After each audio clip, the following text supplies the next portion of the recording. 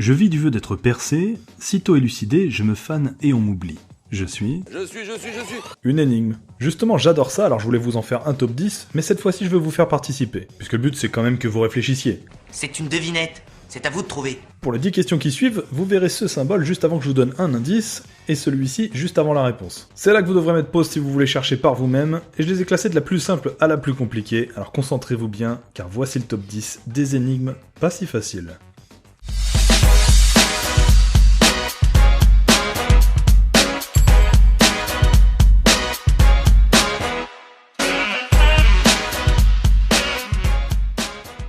Numéro 10, l'énigme pour les enfants. On commence par une énigme a priori simple puisqu'elle est présentée comme pouvant être résolue par des enfants à l'école maternelle. Mais c'est aussi ça qui met la pression, ce serait assez humiliant de pas y arriver, non? Si 8809 égale 6, 7111 égale 0, 2172 égale 0, 6665 égale 3, 3561 égale 1... Oui, jusque-là, tout est clair. Etc. avec tous ces chiffres, combien vaut 2581? Ah, je sens qu'il y en a qui sont déjà saoulés d'avoir lancé cette vidéo. Bon, pour ceux qui cherchent encore, voilà l'indice, 1540 égale 1, alors que 1540 égale 2. J'espère que ça vous a pas embrouillé encore plus. C'est tout simplement une hallucination collective. C'est le moment de mettre pause si vous voulez encore chercher tout seul. La solution n'était pas mathématique comme on pouvait s'en douter, mais juste visuelle. Il suffisait juste de compter le nombre de boucles fermées de chaque chiffre. Numéro 9, la paire de chaussettes. Un homme se réveille et sort de son lit alors qu'il fait encore nuit. Il fait noir total dans la chambre et il ne doit pas allumer la lumière pour ne pas réveiller sa femme. Il décide de prendre ses habits et d'aller s'habiller hors de la chambre, la difficulté va être de prendre des chaussettes assorties. Il sait que dans son tiroir se trouvent 6 chaussettes noires, 4 blanches et 2 rouges. Question, combien doit-il prendre de chaussettes au minimum pour être certain à 100% d'avoir 2 chaussettes de la même couleur? Pourquoi est-ce que je perds mon temps avec un branquignol dans ton genre, alors que je pourrais faire des choses beaucoup plus risquées? Comme ranger mes chaussettes par exemple. C'est vrai que ça fait plus problème de maths que énigme, mais c'est de la logique. Alors j'ai pas vraiment d'indice à vous donner pour le coup, à part de vous mettre dans sa situation et d'essayer d'imaginer chaussette par chaussette ce qu'il aurait pu prendre s'il avait pas eu de chance. La bonne réponse était 4. Et oui, on va se mettre dans le cas où l'homme n'a pas de chance et tire en premier une chaussette noire, puis une rouge, puis une blanche. Il a donc toujours pas de paire. En tirant une 4ème chaussette, en revanche, quelle que soit sa couleur, elle formera obligatoirement une paire avec une autre déjà tirée.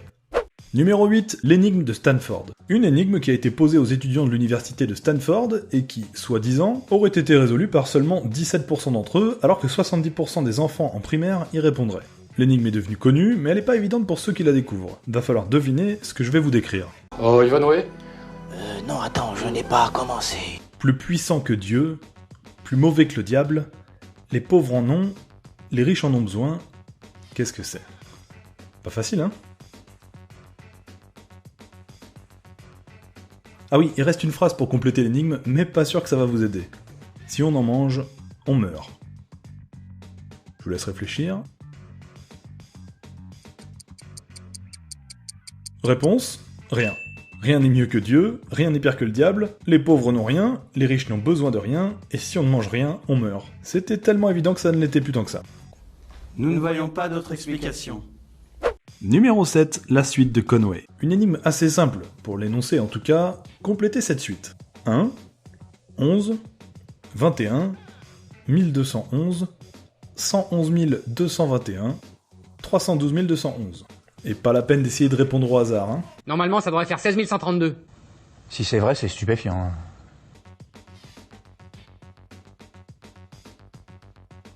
Besoin d'un indice peut-être. Alors ne prononcez pas 1211, mais 1, 2, 1, 1.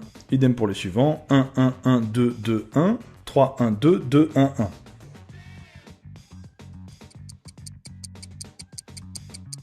Le chiffre suivant était 1, 3, 1, 1, 2, 2, 2, 1.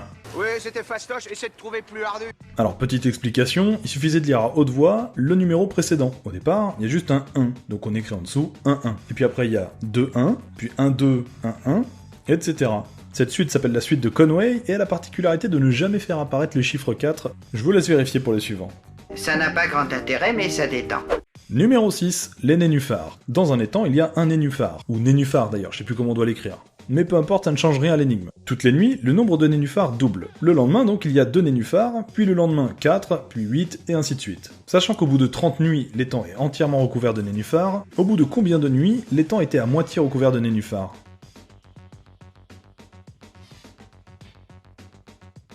Alors, un petit conseil, ne cherchez pas à les compter. Il y en a 246. C'est juste une histoire de logique.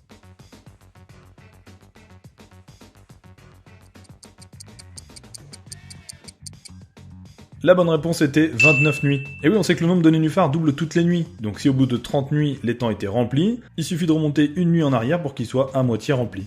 C'est intelligent. Numéro 5, la suite de symboles. Jusqu'à maintenant, les énoncés étaient plutôt logiques, vous allez voir que celui-ci l'est un peu moins. Si 1 égale M, 2 égale un poisson. Oui, c'est du n'importe quoi. 3 égale 8. Combien vaut 7? C'est la mer Noire. Eh ouais, je vous avais prévenu que ça devenait dur.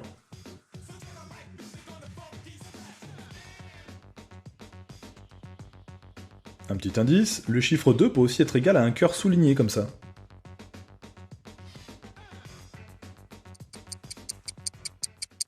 « 7 est égal à un triangle. » Non, j'ai pas fumé, il suffisait de dessiner le chiffre symétriquement et de le superposer au premier, regardez. Ah oui, on se trouve con quand on connaît la solution. Jean-Pierre, est-ce que la réponse vous satisfait? Ouais, beaucoup, ouais. Numéro 4, le camembert. Encore une énigme qui paraît simple mais qui ne l'est pas tant que ça. Comment couper un camembert en 8 parts égales en seulement 3 coups de couteau? Attention, j'aime pas les questions. Moi, j'aime pas les conneries. Non, y a pas de feinte, les coups de couteau doivent être droits, pas moyen de faire des courbes et de former des parts bizarres, on veut 8 vraies parts de camembert. Oui, je sais, c'est pas évident en seulement 3 coups de couteau. Un indice, rien que pour vous, cette énigme fonctionne avec un camembert, mais pas avec une tarte, ça vous aide?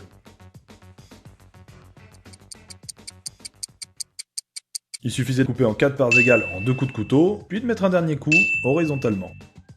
Numéro 3, la vitesse moyenne. Vous êtes en voiture et vous partez de Lille pour vous rendre à Marseille, c'est-à-dire à 1000 km de votre point de départ. À mi-chemin, vous avez parcouru 500 km et votre tableau de bord vous affiche que vous avez roulé à 100 km/h de moyenne. Question, à quelle vitesse devrez-vous rouler pendant la deuxième partie de votre parcours pour avoir une moyenne de 200 km/h sur le parcours total?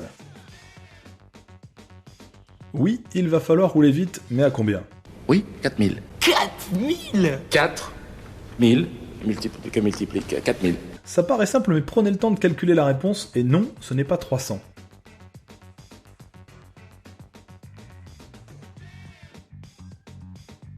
Bon, je vais vous aider, essayez de calculer le temps que vous avez mis pour faire la moitié du parcours en roulant à 100 km/h de moyenne, et le temps que vous devrez mettre pour faire tout le parcours à 200 km/h de moyenne.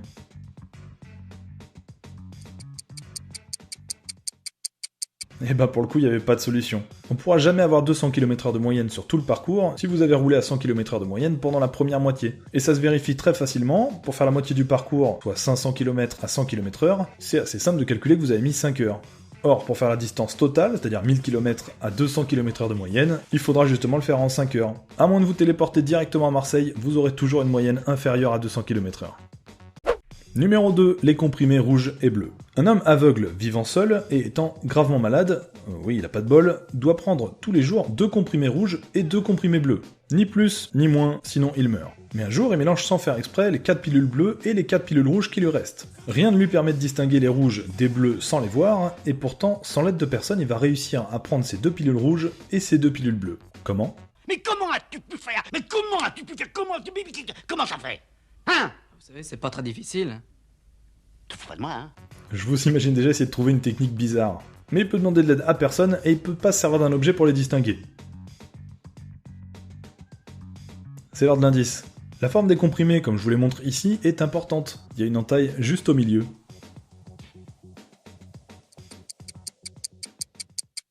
Bon, vous l'avez sûrement compris avec l'indice, il fallait tout simplement couper les comprimés en deux. Mais attention à pas mélanger chaque partie, sinon on est dans le même problème qu'au début. S'il a bien pris soin de séparer chaque comprimé, en mettant une partie à droite de la table et l'autre partie à gauche, on aura bien à la fin 4 demi-bleus et 4 demi-rouges de chaque côté. Ce qui fait 2 rouges et 2 bleus, de quoi tenir encore 2 jours avant d'aller en racheter. Et numéro 1, l'énigme la plus difficile du monde. Parce que je vous voyais venir, oui, c'était trop facile. Encore, je les connaissais toutes, tes énigmes. Vous la ramenez moins, là. Parce que oui, elle existe, l'énigme la plus difficile au monde, c'est comme ça que l'a nommé George Boulos, son inventeur, un philosophe américain. Écoutez bien et prenez votre temps si vous avez l'ambition de la résoudre. Imaginez 3 personnages, A, B et C, derrière lesquels se cachent les dieux vrai, faux et aléatoire. Vrai répond toujours la vérité, faux répond toujours le contraire de la vérité, et aléatoire choisit ses réponses au hasard. Votre mission est de deviner qui sont A, B et C en ne leur posant que 3 questions dont la réponse doit être oui ou non. Une précision importante mais qui fait toute la difficulté de l'énigme, les dieux comprennent vos questions en français mais vont répondre dans leur langue, c'est-à-dire en disant da ou ja, sauf que vous ne savez pas si da veut dire oui ou non, idem pour ja. Vous comprenez quelque chose, vous? Je préférais avant, c'était plus clair. Ah oui, moi aussi. Alors, quelques règles et précisions pour ceux qui veulent vraiment chercher avant que je vous donne la réponse. Chaque question ne peut être posée qu'à un seul dieu. Vous pouvez interroger un même dieu plusieurs fois, mais vous n'avez droit qu'à 3 questions au total. Chaque question que vous posez peut dépendre de la réponse à la question précédente. Et le dieu aléatoire répond vraiment au hasard entre da ou ja, comme s'il faisait un pile ou face. Voilà, j'ai tout dit, bon courage. Vous avez 4 heures. Et je vous donne même pas d'indice pour qu'elle reste vraiment l'énigme la plus difficile au monde. Si vous trouviez que l'énigme était compliquée, attendez de voir la solution. Déjà, il faut connaître une technique qui va vous permettre de savoir si une affirmation est vraie. Par exemple, si je veux savoir si A est aléatoire, je vais poser la question à B de cette façon-là. Si je te demandais si A est aléatoire, répondrais-tu ja?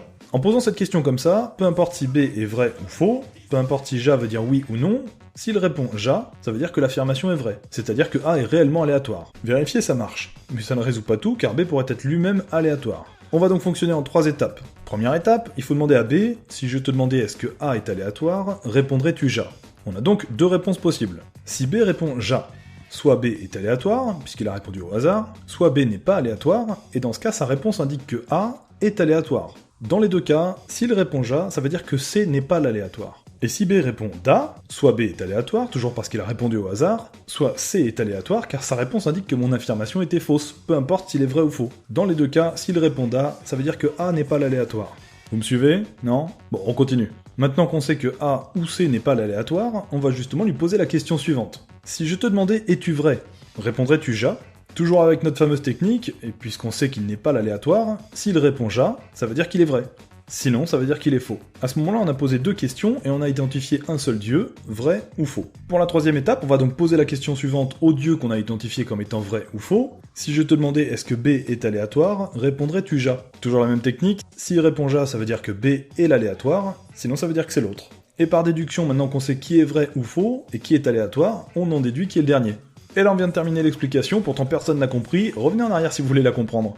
Et voilà, je vous laisse compter vos points. Ne vous inquiétez pas si vous n'en aviez pas beaucoup, c'était qu'un jeu, surtout que la dernière était presque impossible. Ce que vous pouvez faire dans les commentaires, c'est poser vos propres énigmes et essayer de répondre aux autres. Je suis certain que vous en avez des très sympas pour compléter ce classement. Et n'oubliez pas de vous abonner à la chaîne pour voir tous les prochains top 10. On vient de dépasser les 700 000 abonnés, c'est de la folie. Ça aussi, c'est une énigme que je n'explique pas. Je vous attends sur Facebook et Twitter pour vous donner des indices sur ma prochaine vidéo, déjà en préparation avec un autre youtubeur. À très vite, ciao.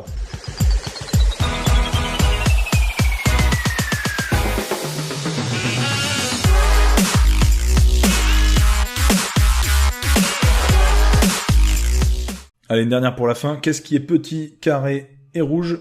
Un petit carré rouge. Tu sors.